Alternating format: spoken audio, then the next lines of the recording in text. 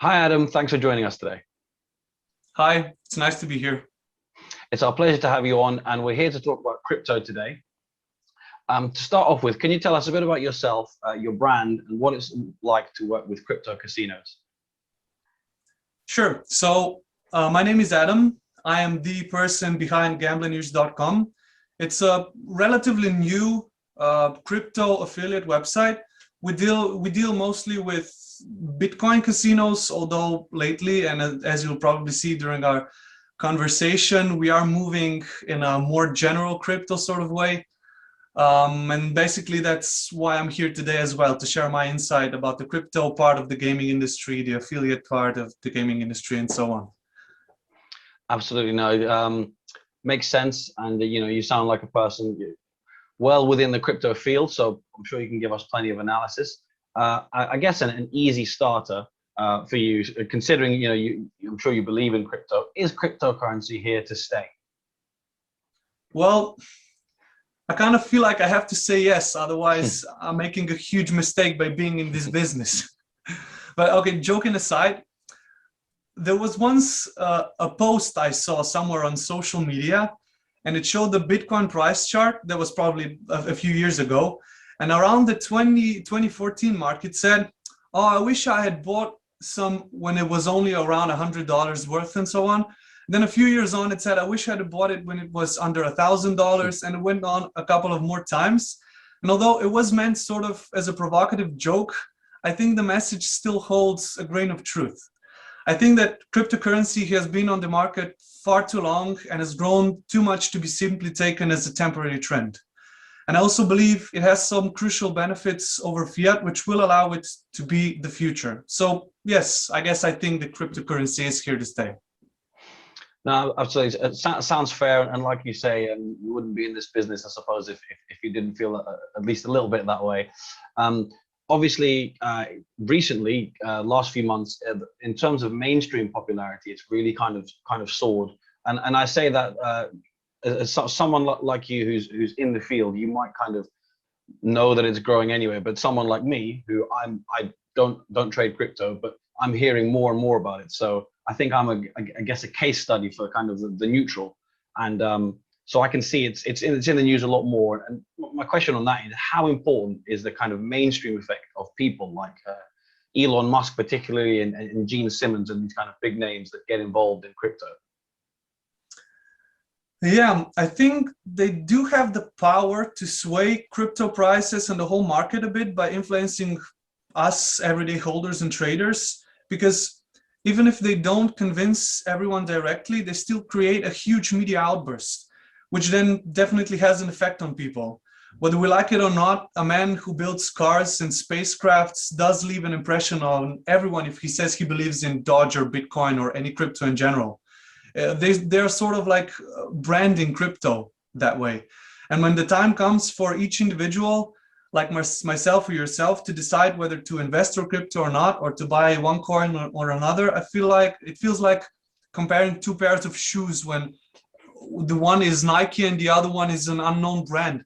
Whether you like it or not, you're gonna end up trusting Nike more because it's branded, because someone someone you sort of trust, although don't know personally, stands behind it. However, I don't believe that in this case, the influencer, in fact, translates on companies and the so-called whales, which at the end of the day still control most of the crypto volume and market.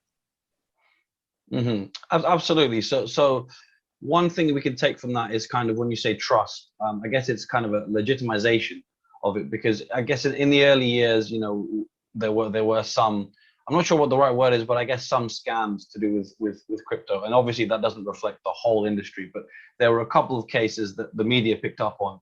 And so in the early days, there was some distrust based off media. And now I guess from what you're saying, there's more trust, and there's a legitimization of it. And apart from Elon Musk and big names like this, how do events such as kind of Tesla taking Bitcoin for cars, the Coinbase listing on NASDAQ, and eBay, I've read recently, are considering accepting Bitcoin. How far do these go to kind of legitimizing crypto and maybe, like you say, blurring the lines between traditional and fiat and crypto? That's hard to say. I think that consequences of such events and changes are yet to be played out in the future. Because right now, crypto is being used practically around the world, but there are very few countries that have legalized anything about crypto at all.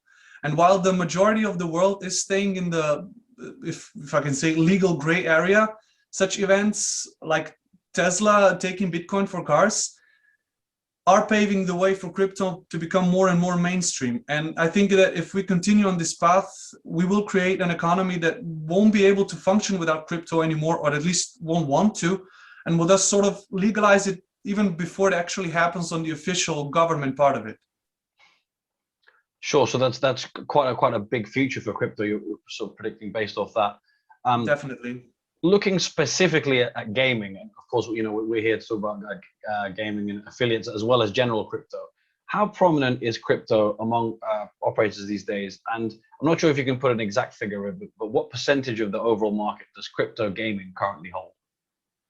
Yeah, this is a very technical question, and hopefully someone from the casino part of the industry will be able to answer it more specifically and put a figure on it, because I don't exactly have access to the kind of data directly. But I have Sure. noticed that in the past few years, some of the most traditional and reputable casinos added at least Bitcoin to their payment methods, if not some other cryptos as well. You can also hardly find any new casino with such options. So from that, I can only conclude that the crypto part of the market cannot be neglected anymore. Obviously, crypto gambling is still much smaller than fiat, and there is much less players in crypto, but you can still find a lot of crypto players that are very valuable. As for the affiliate part, I do think it is more of a niche, and also I think it makes sense because affiliates don't have that much insight into what players do once they reach a casino. So we rely on casinos to set the trend and then follow it once we believe it's worth our time. It's hard to stay strong on all fronts and expand from fiat to crypto or the other way around because it requires a lot of work and a lot of time. That's why you'll mostly see affiliates devoting only a tiny section of their content to crypto, if any at all, but not really focusing on it like on the rest of their content. For example, even us at Gamblineers, we're constantly discussing whether we should limit ourselves to promoting only primarily crypto-oriented casinos instead of just any casinos that accept crypto. Because as long as we're dealing with such questions, I really can't imagine having to expand to fiat as well at this point. And I think that fiat affiliates have a similar issue. No, that's very interesting. Looking at the comparisons between the two. One thing about cryptocurrencies at the moment, and this might not be by everyone, but certainly some people see it, many see it as an investment rather than a tool for consumption, especially at the moment. How does this kind of affect crypto gaming overall? This is actually a topic that we have been dealing with at Gamblineers recently. And I think that when the crypto hype began, it was simple. A player chose Bitcoin because it was by far the most supported and the most available currency. But Bitcoin has a disadvantage of having its transaction fees closely tied to its price. So as its price keeps rising, Bitcoin is becoming less and less suitable for most players who are looking to play with up to a few $100s at a time. I mean, if you think about it, if you have to deposit $50 and they pay additional $50 in fees, you are going to think twice about it. So right now, there is a much higher demand for other cryptocurrencies. But there is still some confusion about which coins to trust and to turn to, because unlike Bitcoin and a few others, smaller coins are very similar to one another and accepted by much fewer casinos and betting sites. So yes, I think this does affect crypto gaming. I think that those who only know Bitcoin and don't follow the general crypto market and other coins can be a bit stuck at this point with looking only at it as an investment. Otherwise, anyone who knows at least a few other coins and isn't afraid to try them has his doors wide open. And we've seen a transition from Bitcoin and Ethereum to a lot of other coins recently in gaming. For example, we added 12 different casino guides for 12 new coins this April. And I can only say it was not done without reason. No, absolutely. Again, it makes sense. Your answer there kind of touched on the question I'm going to ask next. Which currencies are best and most advantageous for online casinos to use right now? Because obviously you talked about Bitcoin, but you mentioned obviously there's a lot of other smaller coins as well. Yeah, today what we're facing is basically a flood of different coins, and if you don't know at least a bit what's the difference and what's going on, I can imagine you can feel completely lost. Bitcoin, Ethereum, and some more established coins, I think they must definitely remain in everyone's arsenal. Although some players might divert to other coins, most still have at least some of the bigger ones in their possession, and therefore it makes sense for casinos as well to keep supporting them. Apart from those, I would say there are two more groups. The first are the older cryptos, which perhaps aren't the most popular or on the rise, but still have a lot of coins in circulation. And the second group is newer cryptos, which are gaining popularity fast, rising in value and in market cap, and are thus potentially attractive to new players. The first group would be, for example, Dogecoin and Ripple. And the second, to put a few examples, Binance Coin and Cardano. Also, stable coins do come to mind here, although perhaps not as exciting as other coins because their value is tied to fiat, but it's still interesting for the very same reason. For example, Tether is very popular across Asia, and because it's not subject to volatility, it may be a viable option for the crypto future. I think that's where the crypto market is going at the moment, and most players should have at least a few of the coins I mentioned in their wallets. Absolutely. So, it's, I guess, a case of being prepared and, like you say, spreading your options around. When it comes to currencies, like, I mean, you mentioned a few there, but certainly Bitcoin, we've seen a lot of volatility recently. And some could say volatility is just a sign of a new market. But how can gaming firms, affiliates, but casinos mainly, how can they adapt to kind of the constantly changing price?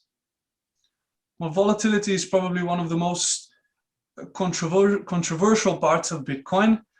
But I think if a company or a gaming firm considers crypto an investment, then they shouldn't be much concerned about volatility. However, if they are concerned, then again, stable coins come to mind, because cryptocurrencies like Tether and USD coin, for example, with their values tied to fiat or to other commodities, their main purpose is to get rid of volatility. And I think that's a very nice solution for everyone who's interested in crypto but wants to stay away from the volatility risks.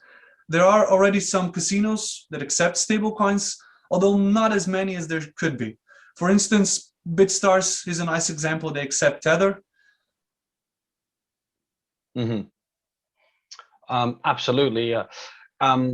You've given us plenty of good stuff on crypto in general. But a final topic I wanted to give you is maybe a little bit more controversial, a little bit less maybe positive, and just look at kind of, obviously that there are like, I think you made a key point at the start of the interview. You said that crypto is it's not going away. It's it can't really be ignored at the moment. But there are critics and skeptics out there, and I'll stay neutral. But as I said, I don't trade it myself. But no matter how much crypto rises and sort of how high the price gets, there will be people who say that eventually it's a bubble that will just kind of burst. Do you ever see this happening? And what would happen to everyone who had crypto if it went wrong?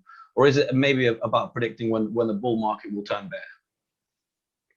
Yeah, I think this might be the $1 million crypto question. I think that even if the bubble bursts or will burst at any point, we're still far from it. That's my opinion. Cryptos are still a relatively new thing, and although already well established in some areas of the economy, I believe there are still many more advantages cryptos can bring, which will make them useful on a far wider scale than just as payment methods or an investment option. I think that's where the true value lies, and we're only scratching the surface of it. And when that happens, the proverbial bubble we're talking about now won't exist anymore, at least not in the same sense. I believe crypto is a future, or at least a part of it. Whether that's true or in what way, only time will tell. But just for the sake of it, let's say the bubble bursts. I think two things would happen. Firstly, the skeptics would sell their crypto right away to avoid any potentially bigger losses. And the believers would keep on holding and hoping it's only a temporary thing, like it's happened many times before. And after a while, they would start converting to either stable coins, or fiat, or something else. But I think that the key question here should be what would follow after the burst, if the burst in its effect were to happen. I think we must start looking at crypto not only as a currency, but what it really is, a new technology. So I think that no matter what happens to it market-wise, it will still remain in one way or another because its technology offers solutions to a lot of problems. And that opens doors, again, to many new forms of investment. Mm-hmm. So a few questions up in the air there, but certainly plenty of excitement on the horizon. And I think, you know, you've made a case for certainly for crypto to stay. And like you said earlier, you know, you wouldn't be in the position you'd be in, you know, if you didn't truly believe in this field. Definitely. But Adam, thank you very much for your time and your analysis. You know, I've learned a lot on crypto, and certainly others out there who probably know more than me. I'm sure they've taken a lot from your insight as well. Thank you, Tim. Nice for you to having me, and it was a pleasure. Likewise. Thank you very much.